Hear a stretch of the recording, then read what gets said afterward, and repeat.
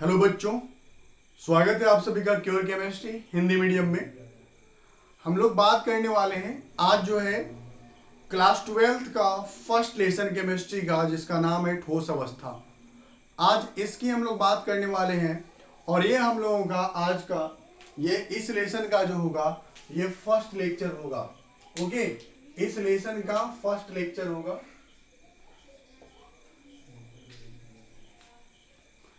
आज के वीडियो में हम लोग जानेंगे कि ठोस के गुण क्या होते हैं और ठोस के कितने प्रकार होते हैं। आज मूल रूप से हम लोग इसकी बात करेंगे, फिर हम लोग अगले वीडियो में जो इसका अगला वीडियो होगा उसमें हम लोग बात करेंगे कि ठोस के जो प्रकार हैं उन प्रकार के गुण क्या होंगे और उनके प्रकार क्या होंगे। यानी ठोस दो प्रकार के होंगे, एक क्रिस्टलीय ठोस और एक अक्रिस्टलीय ठोस। तो क्रिस्टलीय और अक्रिस्टलीय में जो उनका प्रकार होगा उनकी बात करें हम लोग। ओके, तो वो हम लोग का अगला वीडियो होगा। लेकिन आज जो है ये हम लोग का पहला वीडियो है ठोस अवस्था का, और इसमें हम लोग बात करेंगे पदार्थ के गुण एवं उसके प्रकार के, ठोस के गुण एवं उसके प्रकार की। तो जो टॉपिक है हम लोगों का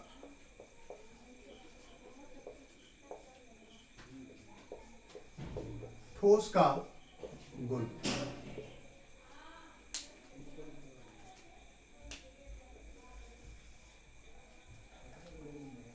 तो ठोस का गुण क्या है इसकी बात कर लेते हैं। तो देखो, हम लोग बचपन से पढ़ते आ रहे हैं और उसको यहां भी हम लोग लिखेंगे। तो पहला गुण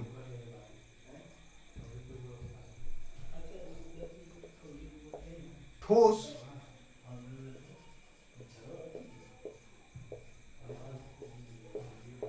कठोर होता है। ठीक है, ठोस कठोर होता है, पहला ये गुण हो गया। अगर दूसरे गुण की बात करें हम लोग, पहला कि ठोस कठोर होता है। ओके, दूसरा तो ठोस का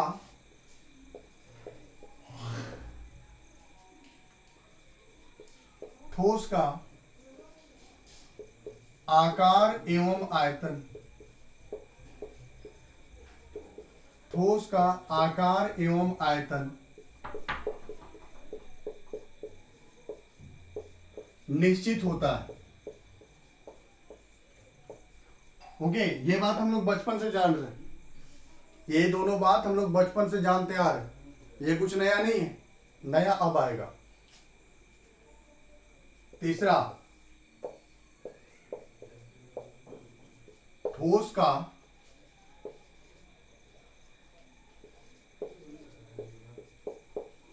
क्वथनांक एवं गलनांक उच्च होता है। ओके, तीसरा है कि ठोस का क्वथनांक एवं गलनांक उच्च होता है। तो आखिर क्यों उच्च होता है? ओके, ठोस का जो गलनांक और क्वथनांक है वो उच्च होता है, तो क्यों उच्च होता है? क्वेश्चन है। ठोस कठोर होता है तो क्यों कठोर होता है? ठोस का आयतन एवं आकार निश्चित है तो क्यों है? ये सब क्वेश्चन है, इसका आंसर अब हम लोग पाएंगे।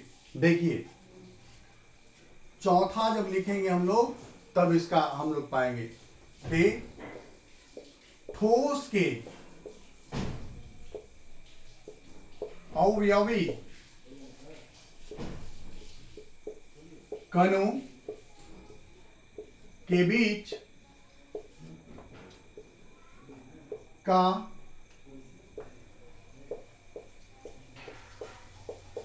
अंतराण्विक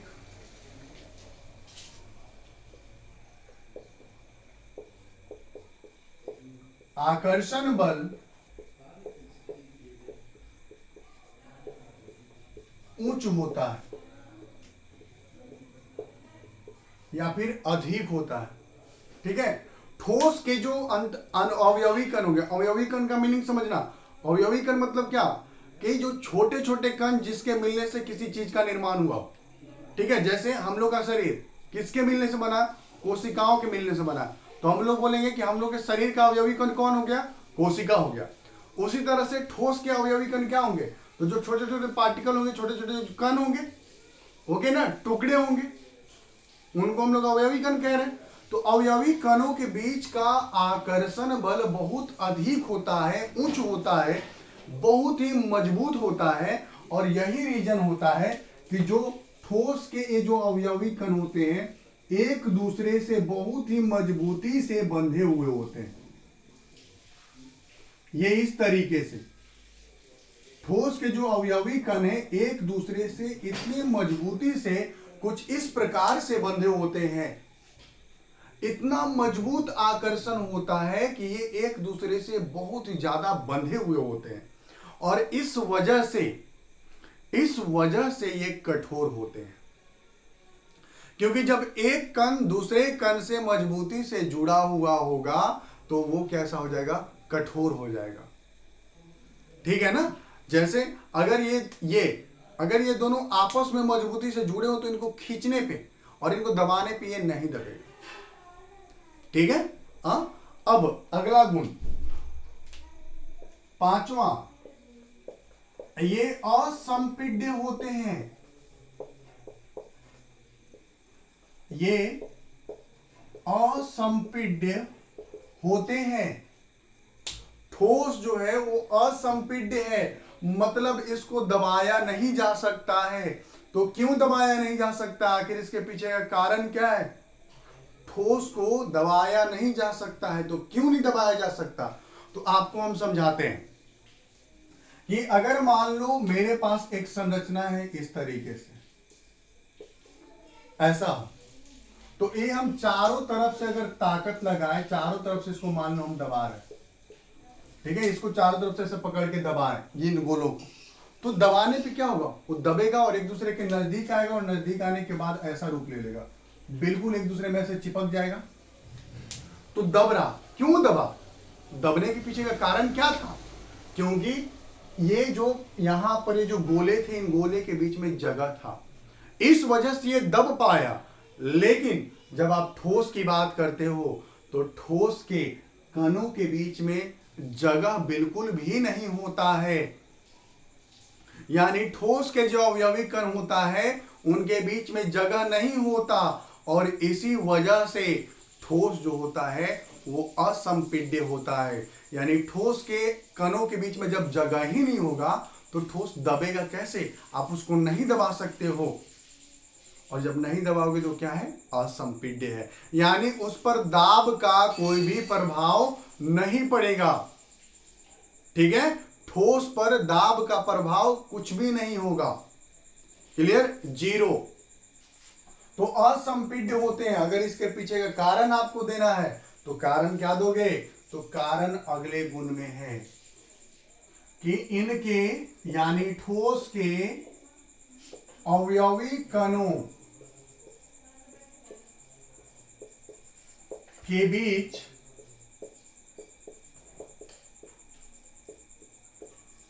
का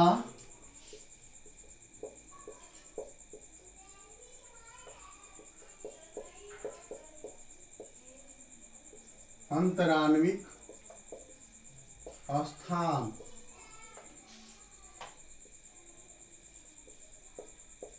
न्यूनतम होता है।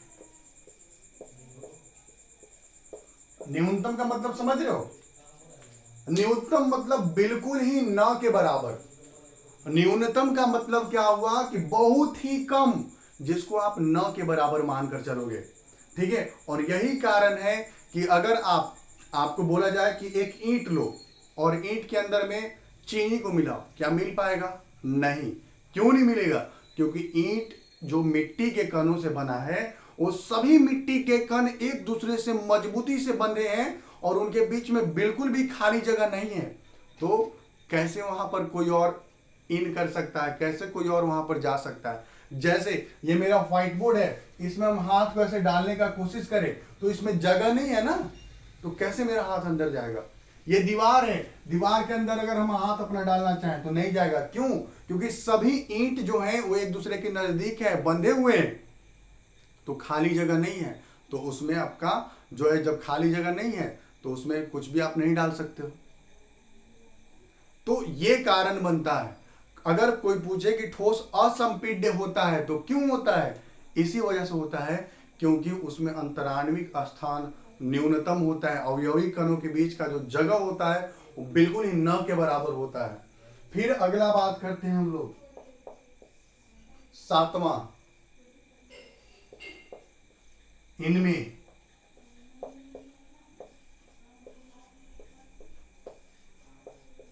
ऊष्मीय ऊर्जा, इनमें ऊष्मीय ऊर्जा न्यूनतम होता है।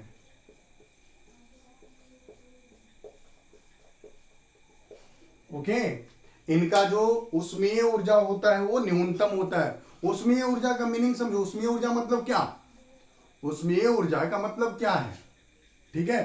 तो ऊष्मीय ऊर्जा का मतलब है बात यहां पर कि जो वह ऊर्जा, ऊष्मीय ऊर्जा वह ऊर्जा होता है जिसके कारण किसी पदार्थ के जो अवयवी कण होते हैं वो गति करते हैं।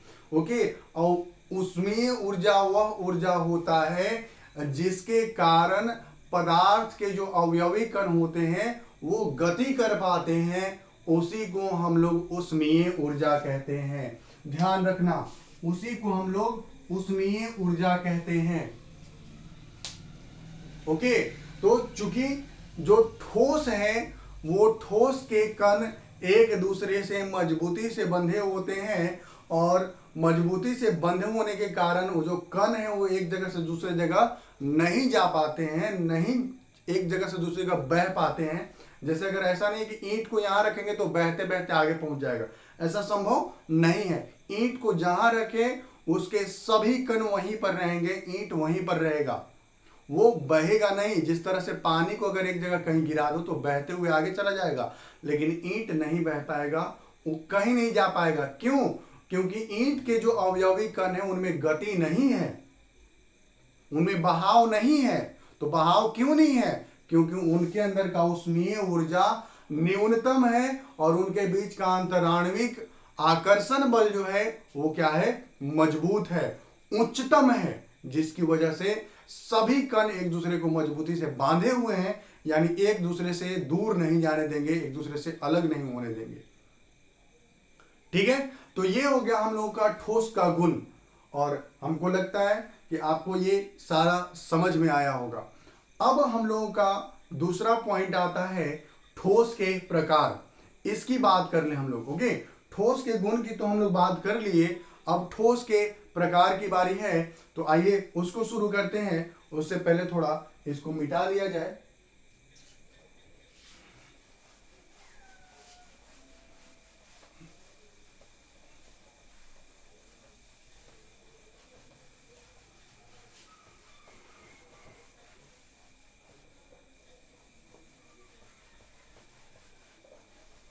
देखो, ठोस भी अलग अलग तरह के होते हैं। जैसे आपका अगर उदाहरण अगर समझो तो कहा जा सकता है कि जिस तरीके से ईंट की बात कर रहे हैं हम, तो ईंट हो गया, और वहीं एक रबड़, रबड़ भी एक ठोस ही है। क्या है? मुलायम है। ईंट क्या है? कठोर है। तो ठोस भी दो तरह के हैं। तो ठोस को उनके गुण के अनुसार दो भागों में बांटा गया है। यहां पर हम लिख देते हैं ठोस क्या, ठोस का प्रकार। तो ठोस को दो भागों में बांटा गया है। दोनों का हम यहां कॉलम बना लेते हैं, और कॉलम बना करके दोनों को समझाते हैं। पहला प्रकार होता है, ठोस का पहला प्रकार है क्रिस्टलीय, क्रिस्टलीय ठोस। और दूसरा प्रकार होता है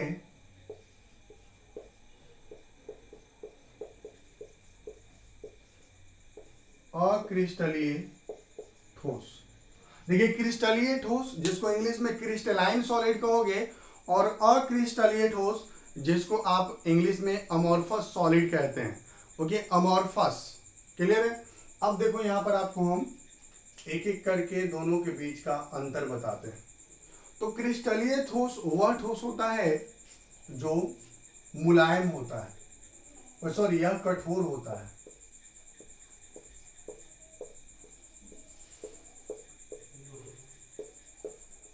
लेकिन कुछ ऐसे भी हैं जो कठोर होने के साथ साथ यहाँ पर कुछ क्रिस्टलीय ठोस ही मुलायम हो सकते हैं। जैसे उदाहरण के लिए सोडियम एक क्रिस्टलीय ठोस है लेकिन वो मुलायम होता है। पोटेशियम एक क्रिस्टलीय ठोस है लेकिन वो मुलायम होता है। ओके, और अक्रिस्टलीय में भी बात करें तो यह मुलायम होता है। अधिकतम जो क्रिस्टलीय ठोस होता है वो मुलायम होता है। ठीक है, हमेशा अधिकतर जो होगा, एक आध दो होंगे वो आपका, फिर इसका दूसरा। ओके, इसके अवयवी कण एक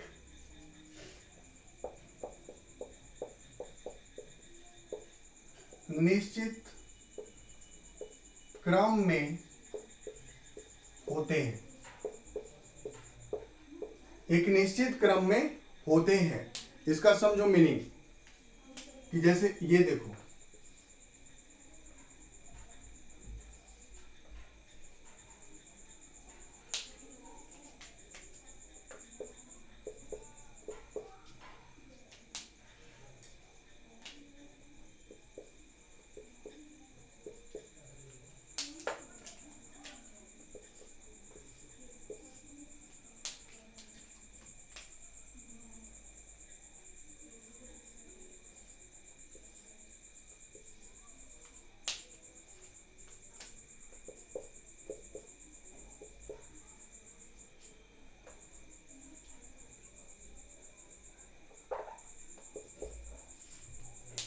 देखिए तो ये निश्चित क्रम हुआ कि एक स्फीयर, एक गोला, तो एक क्रॉस, एक गोला, एक क्रॉस, एक गोला, एक क्रॉस, फिर एक क्रॉस, फिर एक गोला।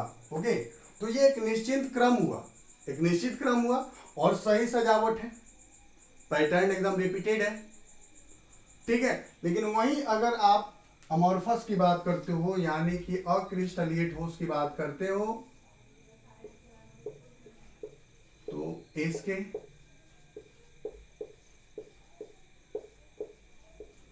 अवयवी कणों का कोई निश्चित क्रम नहीं होता है, यानी जैसे तैसे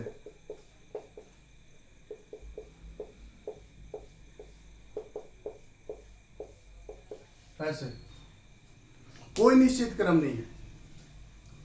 ओके, तो इनको हम लोग अक्रिस्टलीय ठोस बोलेंगे। उसके बाद आगे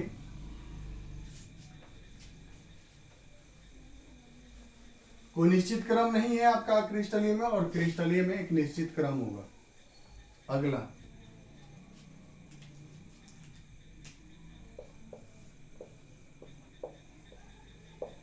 इनका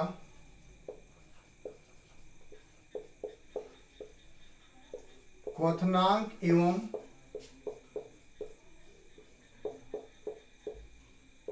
गलनांक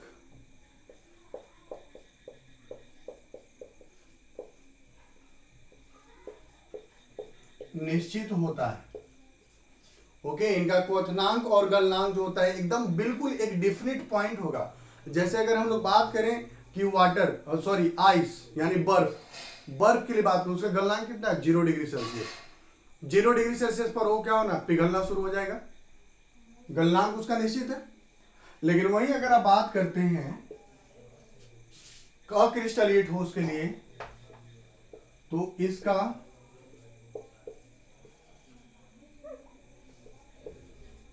क्वथनांक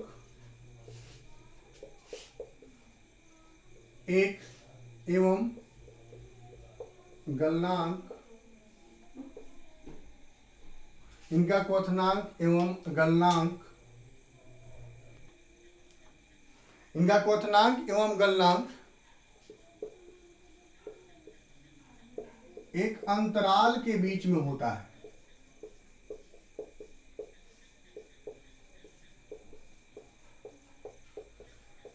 यानी जैसे हम बर्फ के लिए बोले कि वो 0 डिग्री तापमान पर, 0 डिग्री सेल्सियस तापमान पर पिघलना शुरू कर देगा, लेकिन वहीं अगर आप एक अक्रिस्टलीय ठोस का उदाहरण लो और उसको अगर आप बोले कि उसके गलनांक की बात करें, तो वो एक डिफिनिट, एक निश्चित पॉइंट पर, एक निश्चित ताप पर वो नहीं पिघलेगा, वो एक रेंज तक, एक अंतराल में, जैसे 10 से 20 डिग्री सेल्सियस, 20 से 30 डिग्री सेल्सियस, 10 से 15 डिग्री सेल्सियस, इस तरीके से वो क्या होगा, आपका पिघलेगा। क्लियर है बात? फिर हम लोग यहां डी, अगला अगला क्या है, तो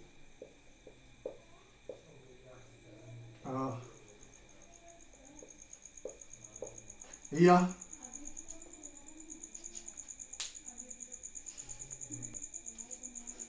दीर्घ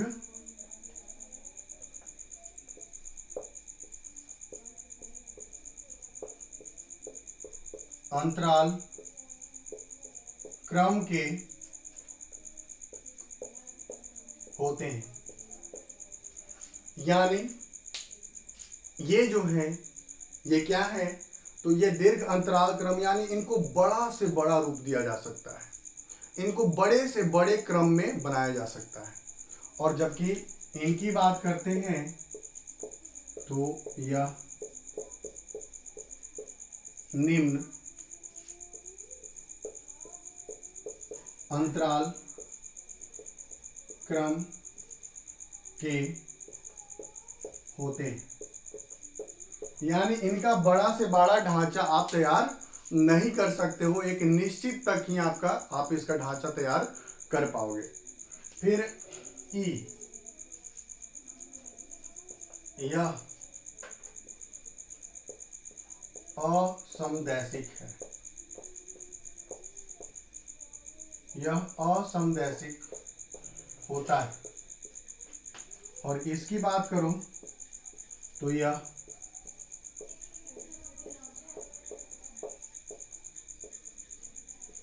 समदैशिक होता है। ओके, यह असमदैशिक होता है जबकि यह समदैशिक होता है। असमदैशिक का मतलब क्या, कि जब आप क्रिस्टलीय ठोस के लिए काम करोगे, जब क्रिस्टलीय ठोस को देखो, यहां पर हम बना दे रहे हैं, उसको देखो,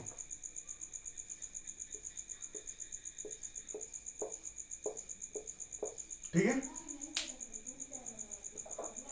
देखो यहां पर समझना, अगर यहां से हम लाइट एक बार इसको यहां से काटते हैं, यहां से काट दिए, तो यहां से काटे तो एक ऐसा रूप पकड़ा, देखो तो ऐसा रूप आया, ठीक है, ऐसा रूप पकड़ा, ओके, एक आयत का रूप बना, एक श्रृंखला, एक लाइन बना। लेकिन यही अब इसको हम यहां से ना काट के इस दिशा से काटते हैं, तो देखो तो क्या बन जा रहा है, दो त्रिभुज बन रहा है,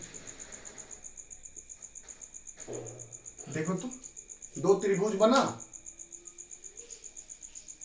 ओके, तो अलग अलग दिशाओं से अगर देखा जाएगा तो यहाँ पर जो भौतिक गुण होंगे या फिर जो भौतिक राशियां होगी, उनका जो मान होगा वो अलग अलग दिशाओं से अलग अलग देखने को मिलेगा। ठीक है, आपको इस तरीके से भी एक बार समझा ले कि मान लो एक सूर्य का किरण जो है ऐसे सीधा गुजरे तो सीधा क्या हो जाएगा, पास कर जाएगा।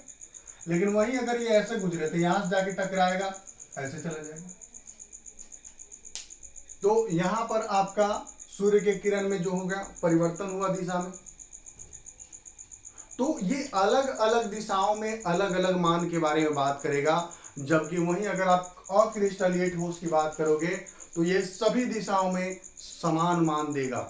भौतिक राशि का जो होगा वो समान वैल्यू यानी बराबर मान चारों तरफ देगा, चाहे कहीं से भी काटो, कहीं से भी इसको देखो। ठीक है, उसके बाद एक और गुण होता है इनका कि अगर क्रिस्टलीय ठोस को अगर आप काटते हो तो एकदम बराबर चिकना सतह के साथ वो कटता है, जबकि अक्रिस्टलीय ठोस को अगर आप काटते हो तो ये रवेदार, ये खुरदरा सतह के साथ कटेगा।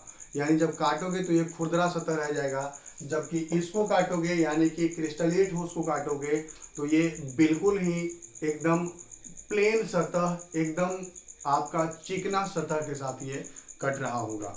ओके, अब यहाँ पर उदाहरण की बारी है, तो दोनों के उदाहरण को लिख लें। तो जब क्रिस्टलीय ठोस की बात कर रहे हैं तो जितने भी धातु हैं ये सभी क्रिस्टलीय ठोस के कैटेगरी में आएंगे। धातु हो गया, उसके बाद आपका बर्फ हो गया, तो ये सभी क्या होंगे, क्रिस्टलीय ठोस। या फिर जितने भी रासायनिक यौगिक हैं, चाहे वो कार्बनिक हो या फिर अकार्बनिक हो, बस आपका किसको छोड़ करके, तो पॉलीमर को छोड़कर। यहां पर इसका उदाहरण क्या हो जाएगा, तो पॉलीमर हो जाएगा।